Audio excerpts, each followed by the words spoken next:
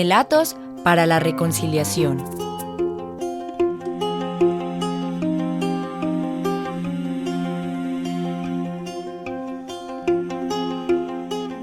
Gestión del conocimiento para la paz territorial. Ruta metodológica.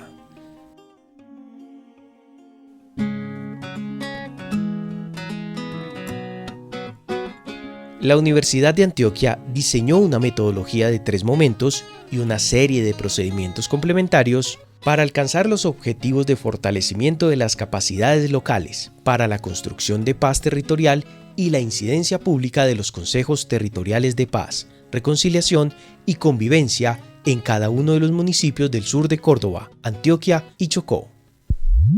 En el primer momento se realizó participativamente un diagnóstico de las organizaciones sociales que se articulan en los consejos de paz, así como de las condiciones territoriales de cada región. Para el segundo, se diseñó y ejecutó un proceso de formación definido como Educación para la Paz, dirigido a los líderes locales, funcionarios públicos y otros actores vinculados con los temas de construcción de paz y reconciliación. Finalmente, se realizaron una serie de productos educomunicativos como videos, podcasts y cartillas que buscan contribuir a la gestión de conocimiento para la paz territorial y a la apropiación social de los resultados alcanzados por el proyecto entre distintos públicos.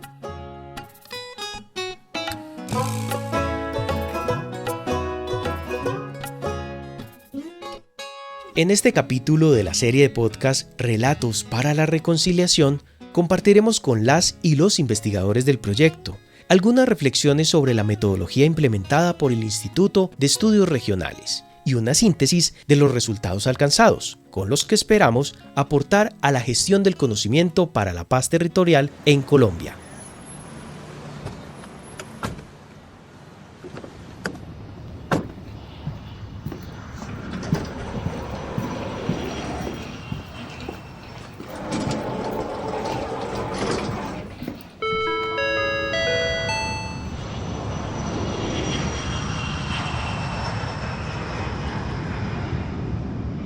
Nos guiarán en este viaje de aprendizajes e identificación de retos para alcanzar la paz territorial los y las profesionales que realizaron el acompañamiento en cada municipio y en cada región. Bueno, yo soy Marisol Oviedo, participé en el proyecto como profesional social e investigadora, soy magíster en educación y desarrollo humano y bueno, yo estuve trabajando en 2 municipios, Tierra Alta y Valencia, municipios muy azotados por el conflicto,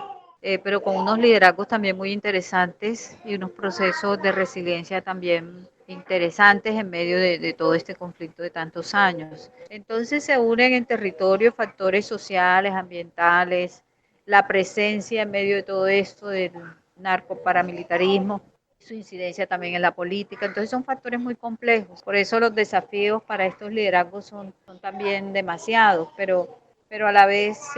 sí, como lo decía al inicio, hay mucha resiliencia, hay gente comprometida con la causa de la paz, más allá de intereses particulares. Hay un nuevo liderazgo que también se viene dando. Y bueno, mi trabajo como profesional social e investigadora implicó un trabajo de campo, un trabajo con la gente, con las organizaciones, con las instituciones, con los consejeros de paz, con los líderes sociales. Mi nombre es Everestil Álvarez Giraldo, de profesión, soy profesional en gestión cultural, egresado de la Universidad de Antioquia, seccional Urabá, en Turbo. Tuve a cargo los municipios que configuraban lo que denominábamos el nodo Urabá-Darién, que incluía el municipio de Apartadó, que se encuentra ubicado en lo que se conoce, digamos, administrativamente en el Urabá antioqueño, en la parte central o eje bananero. También estuvo a cargo del municipio de Mutatá, que está en la parte sur del Urabá antioqueño, y con el municipio Carmen del Darién, que hace parte de la región del Bajo Atrato. En términos de construcción de paz, en estos municipios podemos identificar o se identificó diferentes iniciativas y experiencias. En el caso concreto de Carmen del Darién, pues por todos los experiencias de desplazamiento, de afectaciones directas a la población y sobre todo de resistencia a partir de su condición étnica, pues se pudo identificar, digamos, unos procesos organizativos que si bien han tenido como diferentes niveles, pues hoy por hoy persiste una forma organizativa que les permite establecer unas solidaridades, unas búsquedas compartidas también y unas posibilidades, digamos, de incidencia y de acción política que resultan clave en su relación también con ese territorio que habitan allí, cuya, digamos, arteria le da vida los diferentes ríos, concretamente el río Atrato y en este caso para poder ingresar a Carmen del Darién, el río Curvaradón. Ella es Divis Borges, comunicadora social radicada en Caucasia y profesional encargada de las actividades en el Nodo del Sur de Córdoba. Estuve a cargo de los municipios de Montelíbano y Puerto Libertador. Bueno, yo creo que Puerto Libertador y Montelíbano históricamente han sido municipios muy golpeados por el flagelo de no solamente la violencia, sino todas las consecuencias que ha traído la violencia para estos territorios, ¿cierto? De pronto el establecimiento de una justicia paralela, la presencia de grupos armados ilegales que se disputan el territorio, entonces no son, digamos, territorios donde se pueda catalogar que hay la presencia de solamente un grupo. Pese a eso han tenido una institucionalidad muy fuerte y se han caracterizado por tener también mucha presencia de instituciones de gobierno y de cooperación que vienen con todas las intenciones de aportarle a las soluciones del conflicto. Sin embargo, yo creo que ha sido difícil como competirle a todas estas economías ilegales y a todas estas estructuras que por años han permeado como las relaciones pues como entre las personas o la misma o como el mismo día a día de esos dos municipios que no ha sido como suficiente la intervención que se ha hecho desde afuera. Han habido llamados al gobierno por parte de las asociaciones de campesinos, principalmente de las de Puerto Libertador, porque se ha dejado de lado un poco, digamos, como darle marcha al cumplimiento del acuerdo de paz, específicamente en el tema de la sustitución de los cultivos y la implementación de los proyectos productivos. ¿Y cuáles fueron las fases del proyecto? El proyecto contemplaba, digamos, varios procesos, uno de ellos enfocado al fortalecimiento de la figura del Consejo Municipal de Paz, Reconciliación y Convivencia y, por supuesto, las organizaciones y la institucionalidad que participaba allí. Un segundo momento de desarrollo de esas actividades de los laboratorios, donde se hacían entrevistas, reuniones, donde se hacían las sesiones con los consejos de paz desde una perspectiva educativa, pero también de indagar y de descubrir junto con ellos pues desafíos y también planificar las rutas de mejoramiento, donde se hizo una producción educomunicativa. Desarrollamos 5 laboratorios en el municipio de Montelíbano y 3 laboratorios en el municipio de Puerto Libertador. Los laboratorios iniciales fueron de diagnóstico. La idea fue conocer las trayectorias de los líderes que convergen en estos espacios de participación. También tuvimos la oportunidad de avanzar un poco más ya en la revisión de los documentos propios de cada uno de los consejos de paz. Entonces pudimos revisar, por ejemplo, los reglamentos internos, los manuales de trabajo de los comités que formaban, que por lo general eran dos, el Comité de Derechos Humanos y el Comité de Paz. Y el otro componente era el de la gestión del conocimiento,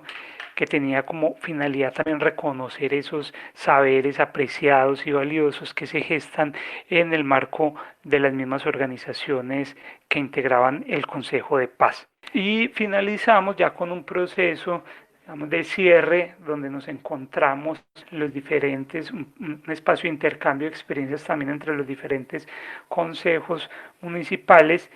con el propósito de poner en común lo que había salido del diseño de la ruta y esos planes de acción que se proponían desde cada uno de los consejos.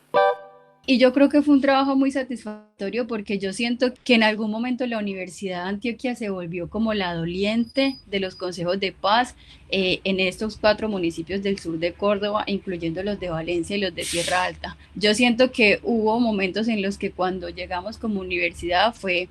casi que un salvavidas para estos consejos de paz, como a recuperar unas ideas y la gestación de unos espacios de participación que quizás ya estaban como anulándose, que de pronto habían perdido o la motivación o el rumbo, o quizás ya tenían tanto desconocimiento que eran espacios que quizás no habían ganado mucho y que lastimosamente en la coyuntura de cambio de administración, el haber seguido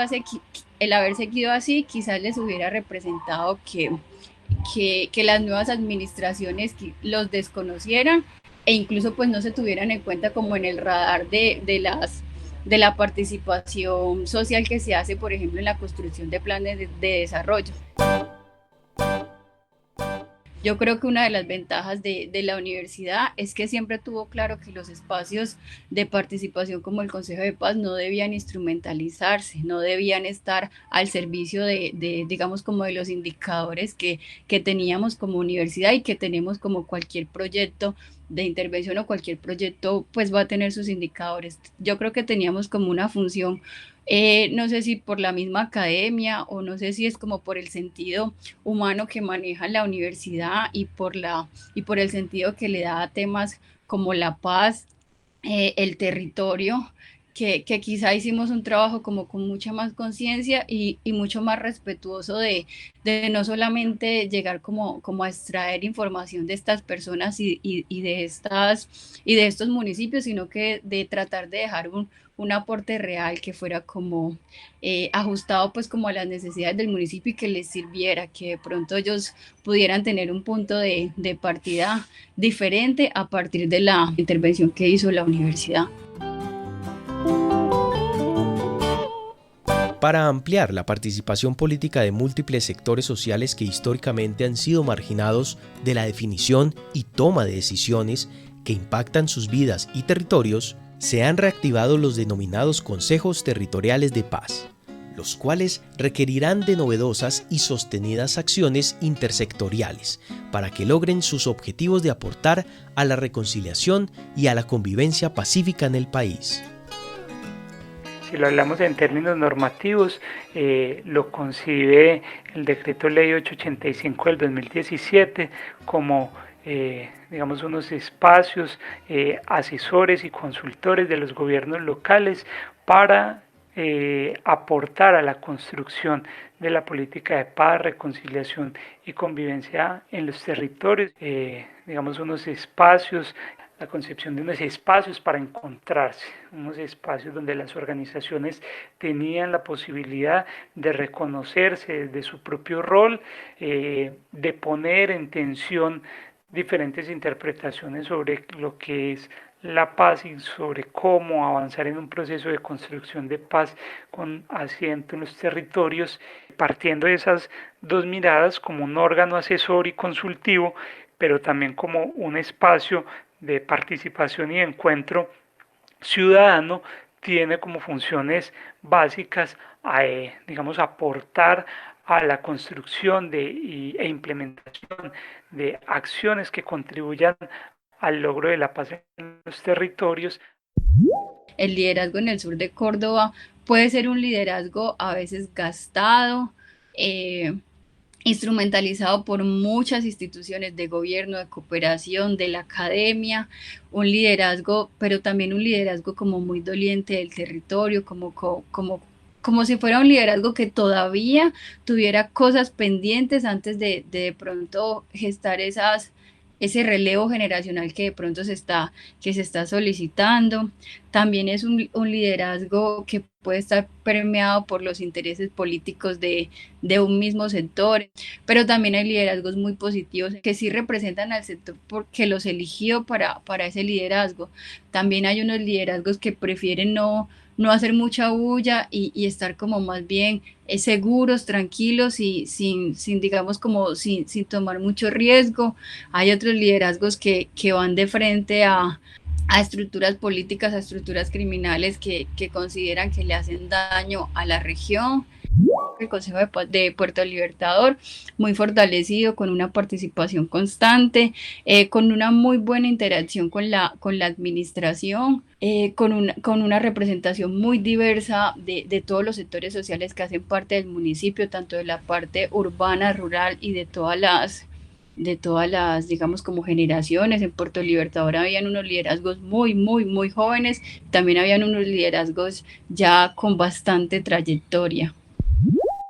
Y mientras todo esto sucedía, ¿qué pasaba en el Consejo de Paz de Montelíbano? Cuando ya no contaba con ese acompañamiento de las instituciones de cooperación y de gobierno, no funcionaran. La administración no fue doliente y no fue acompañante de este Consejo de Paz, y fue un Consejo de Paz que se mantuvo prácticamente inactivo durante el 2019. La última asamblea la registraron casi que en abril del 2019, y se volvieron a encontrar cuando la Universidad de Antioquia los llamó a ser parte pues de este proyecto para el mes de septiembre. De ahí se había perdido mucho en la motivación frente a este espacio. Ya aprovechando que el INER pudo rescatar a través de este proyecto la memoria de estos consejos de paz que pueden ser muy nombrados, que pueden estar en la mente y digamos, en el día a día de algunos que están más metidos en el cuento, pero a la hora de la verdad nos dimos cuenta de que no hay información formal sobre estos consejos de paz, no hay memoria, no hay historia sobre estos consejos de paz, y eso fue un poco lo que hizo el INE, de recuperar como todo esto, que lo tenemos pues como plasmado en los diagnósticos y también en la ruta de fortalecimiento propuesto. Si habláramos de Valencia, la verdad es que el nivel de incidencia fue bastante alto porque encontramos una estructura organizativa desarticulada, desanimada, digamos que decepcionados en cierta medida de algunos esfuerzos que habían intentado, inclusive solo para reunirse, y no lo habían logrado. Y yo creo que el proyecto les dio como ese impulso y esa motivación de que, además de darles luces de cuál era el alcance de su rol y de la dimensión trascendental que tienen en la construcción de paz en su municipio, decirles como que sí se puede. Entonces se activó con el liderazgo de las víctimas, en particular en este municipio, y se logró inclusive convocar nuevos actores, identificar sectores que no estaban participando, y eso fue, digamos, un producto interesante de este proceso. En Tierra Alta ya ellos tenían una dinámica un poco más avanzada por el trabajo de algunas organizaciones como la OACP y la misma Programa de Derechos Humanos de USAID. Entonces así había una base, pero también un poco de desesperanza, tal vez podría decir yo, en medio de cuando iniciamos el proceso, pero al final también vimos como el tener una ruta más clara, porque ellos tenían un plan, pero no tenía no había tenido en cuenta algunas dimensiones que identificamos en el diagnóstico y que eran relevantes para, es el tema de la incidencia, como es el tema del tema formativo, como es la variable de mantener los liderazgos y resurgir nuevos liderazgos que también identificamos en ese proceso. Estos municipios, de igual manera, independiente de nuestra labor, también tienen un tema que requiere mucho fortalecimiento, que desde la perspectiva municipal. Entonces, sí queda como la preocupación respecto a si los municipios tienen, y que además son nuevos gobiernos, tienen la visión de lo que implica el trabajo de los consejos de paz. Ese creo que es un gran desafío para que ellos puedan tener sostenibilidad. Yo identifiqué particularmente dos perspectivas de los líderes en función de estos acuerdos. Por un lado están los líderes desesperanzados, que sienten que este es un acuerdo que no se va a cumplir, así como no se han cumplido los anteriores, y tienen en su memoria que las promesas y los compromisos y los acuerdos establecidos anteriormente no se cumplieron, y que ahora tampoco va a pasar, tampoco se va a cumplir. Pero por otro lado, identifiqué varios líderes que también veían como unas diferencias entre este acuerdo final con la FARC en el sentido que habían sentido mayor nivel de participación, por un lado, habían sentido que de alguna manera fueron escuchados en la construcción y que eso se ve en herramientas como el PEDET, como la participación en comités de trabajo alrededor del PENIS, como en, inclusive uno de ellos estuvo en La Habana, o sea, representando sectores, entonces las mujeres, de la participación en diferentes instancias, entonces sienten que el tema de la participación ha sido mayor y que esto les da la posibilidad de que su punto de vista y su perspectiva de la paz se tenga en cuenta. Entonces hay un poco más de esperanza, pero en ellos también hay temor, es decir, porque ven que está pasando el tiempo, porque ven que los recursos no son suficientes, porque a veces sienten que la institucional les dice una cosa pero hace otra, o porque sus agendas no son priorizadas. Entonces, también está ese temor, pero un poco más de brillo en la esperanza, diría yo. En el caso de Carmen del Darién, pues se hacía muy visible unos liderazgos de una larga tradición ya en el municipio con un nivel, digamos, de formación y de discurso en términos políticos y de reivindicación étnica muy marcados, que en algunas ocasiones terminaba, digamos, visibilizándose o haciéndose más fuerte frente a otro tipo de liderazgos que de pronto no han tenido esa misma trayectoria, o identificamos un buen nivel de receptividad por parte de la Secretaría de Paz y Reincorporación. Sin embargo, se identificaba la necesidad de mayor formación y capacitación allá a los funcionarios para que su ejercicio de participación en el Consejo fuera más efectivo. Podemos también, digamos, plantear que en el centro poblado de Carmen del Darién, en Curvarado, pues hay una serie de organizaciones que se hicieron presentes y se vincularon en el proceso del Consejo de Paz, pero termina siendo insuficiente en la medida en que hay una gran cantidad de organizaciones también que están en las diferentes cuencas de los ríos, están en sus propios consejos y que no terminan teniendo las condiciones para participar un poco por las distancias.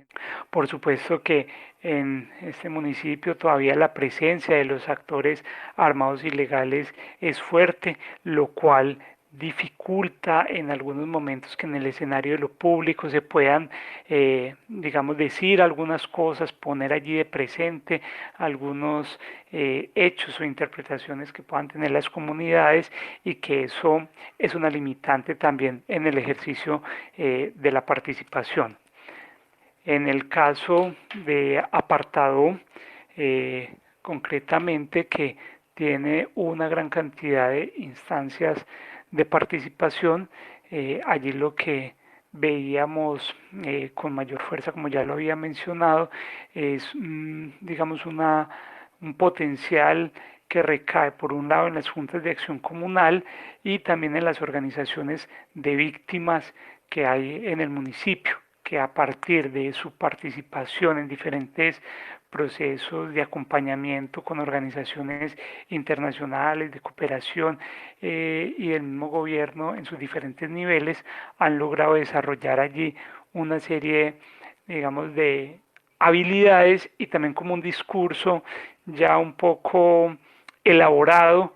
pero que termina como replicándose en los diferentes espacios que ellos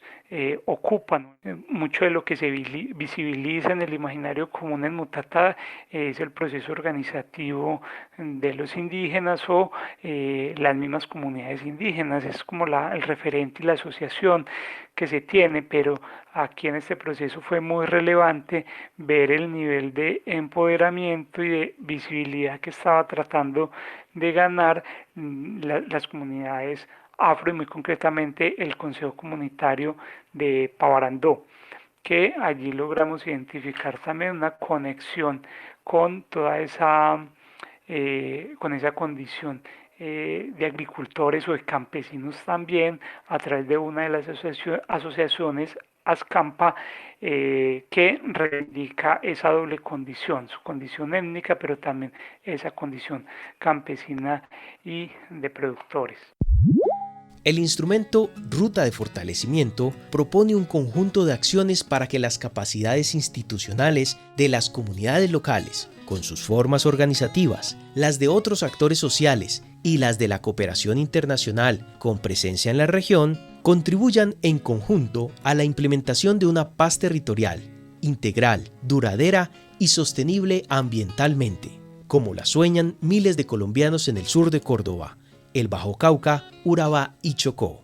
La ruta de fortalecimiento es, digamos que es una apuesta territorial que se plantea para cada uno de los consejos de paz de estos municipios, teniendo en cuenta los resultados del diagnóstico, ¿cierto? Es una ruta de fortalecimiento en perspectiva a 4 años. Así fue como definimos que la articulación tiene que ser la ruta que se tome durante el primer año de esta ruta, que sería este año 2020. Ahí la idea es hacerle muchísima fuerza al plan de fortalecimiento interno que se trabajó con cada uno de estos consejos de paz a partir del segundo laboratorio realizado. Esta ruta de fortalecimiento continúa en el año, pues en el segundo año, con unos procesos de diálogos territoriales, que la idea es que estos consejos ya empiecen a generar incidencia en políticas y proyectos priorizados, ojalá de los que hayan quedado dentro del plan de desarrollo. Si de pronto esto no fue posible, digamos, como de incluir en sí proyectos y políticas en los cuales ellos puedan como poner pues como la bandera del trabajo, sería ideal ahí sí echar mano a todas estas instituciones aliadas a los consejos de paz que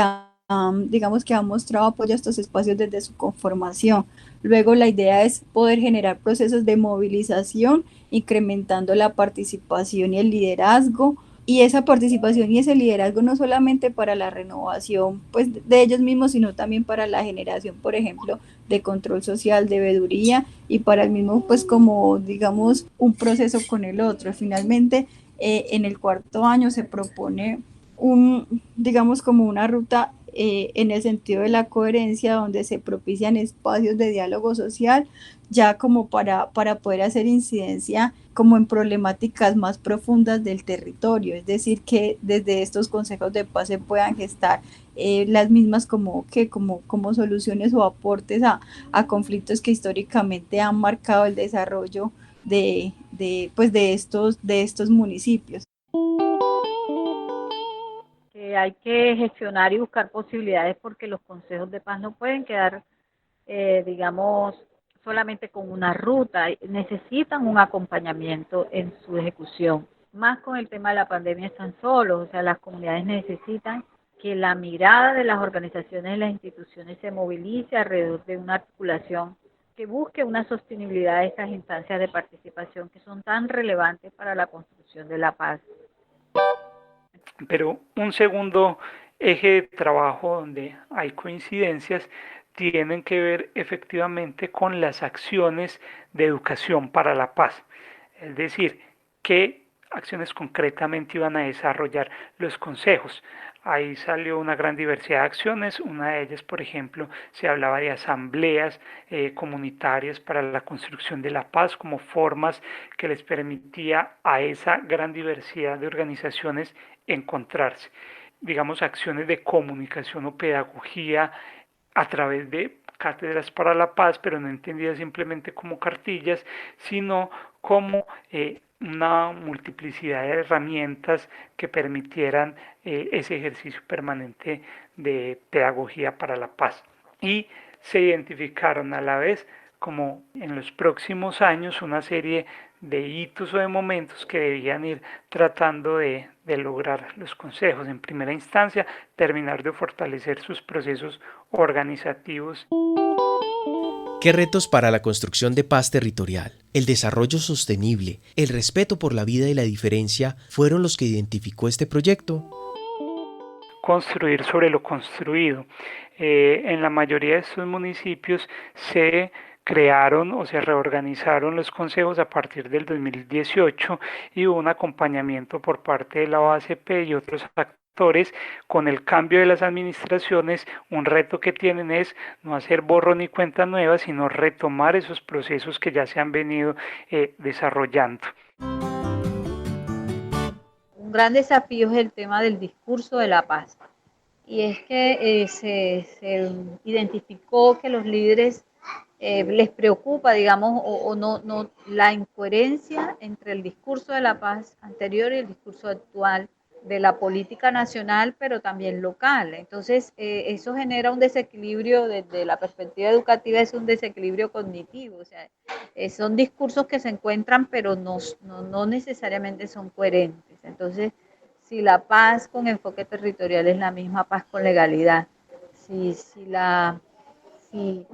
eso por un lado, y por el otro lado es el tema de la confianza, si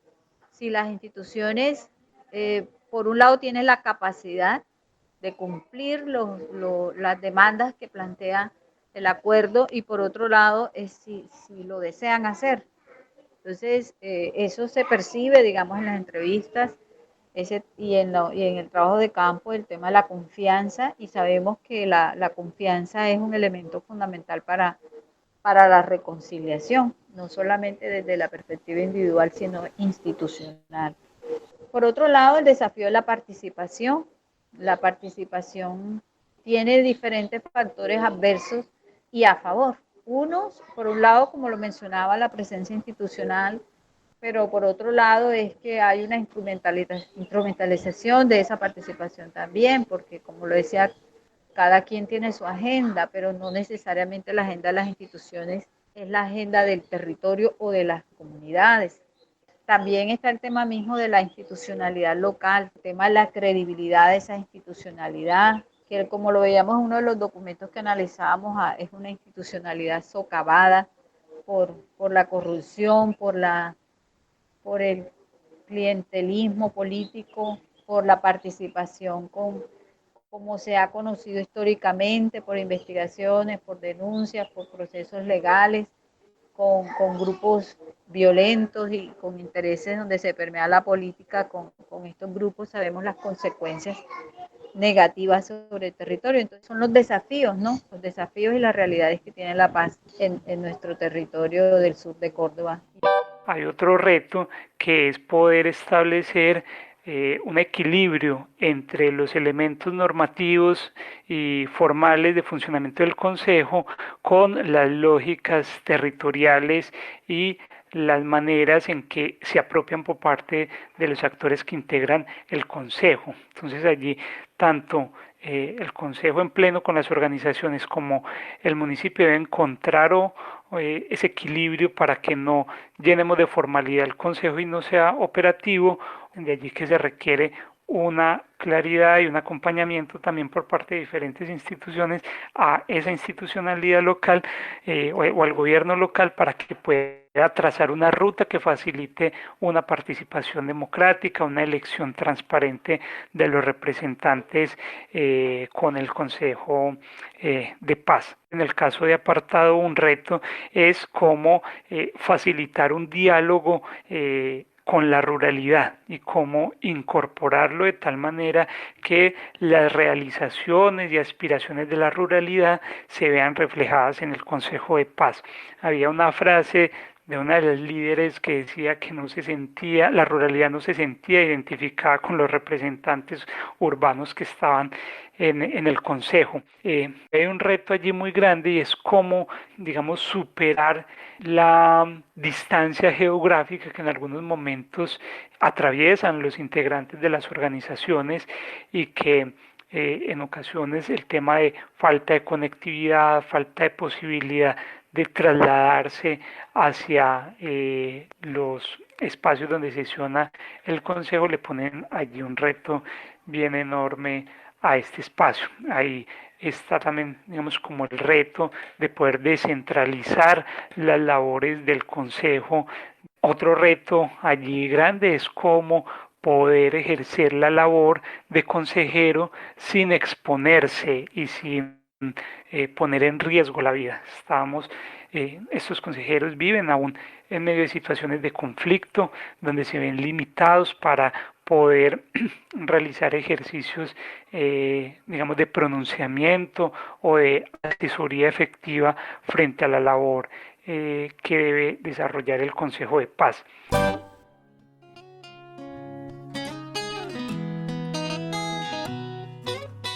Como aporte a los procesos de educación para la paz que se vienen realizando desde distintos escenarios comunitarios e institucionales en Córdoba, Antioquia y Chocó, les invitamos a conocer, usar y compartir estos productos educomunicativos, realizados como aporte a la reconciliación y a la resolución pacífica de los conflictos en el país.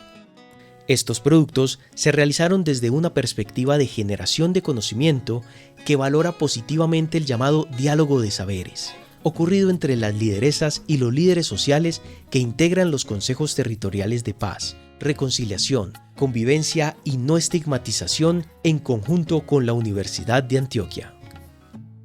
Los productos educomunicativos no están pensados como herramientas de difusión de información, sino que tienen un horizonte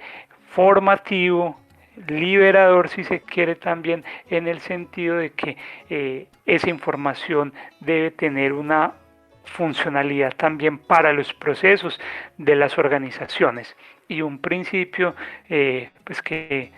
surge allí del elemento de la educomunicación es la posibilidad de coproducir el contenido de las diferentes herramientas que se logran o que se plantean, que ese es en definitiva el propósito último de estas herramientas educomunicativas, y es cómo aportan a esos procesos de pedagogía para la paz que comienzan a desarrollar las organizaciones al interior de sus propios territorios.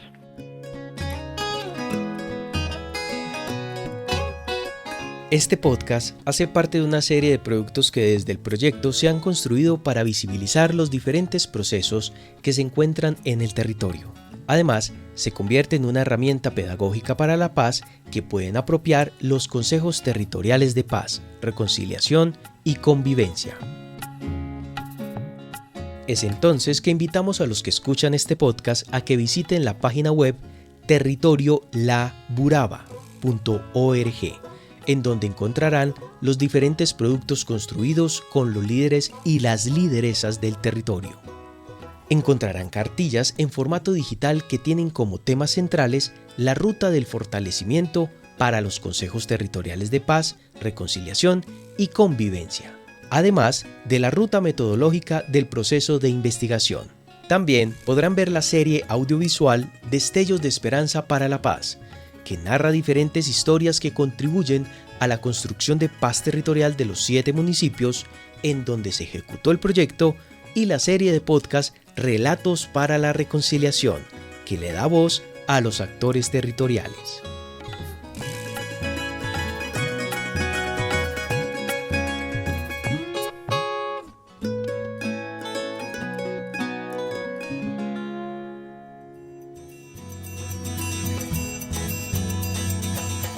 Este podcast es realizado en el marco del proyecto Fortalecimiento de Capacidades Locales para la Construcción de Paz y la Coproducción de Conocimiento Territorial en el sur de Córdoba y Urabá, Darién, con el apoyo financiero de la Unión Europea a través de la Agencia de Cooperación Alemana GIZ.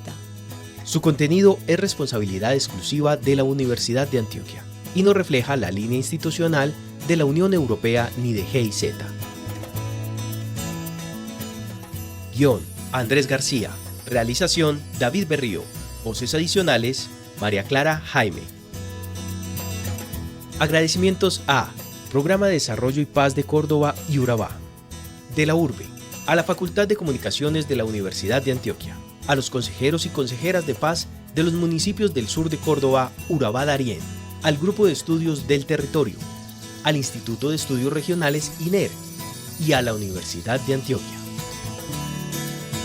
Pueden encontrar la serie completa en www.territoriolaburaba.org. Relatos para la Reconciliación.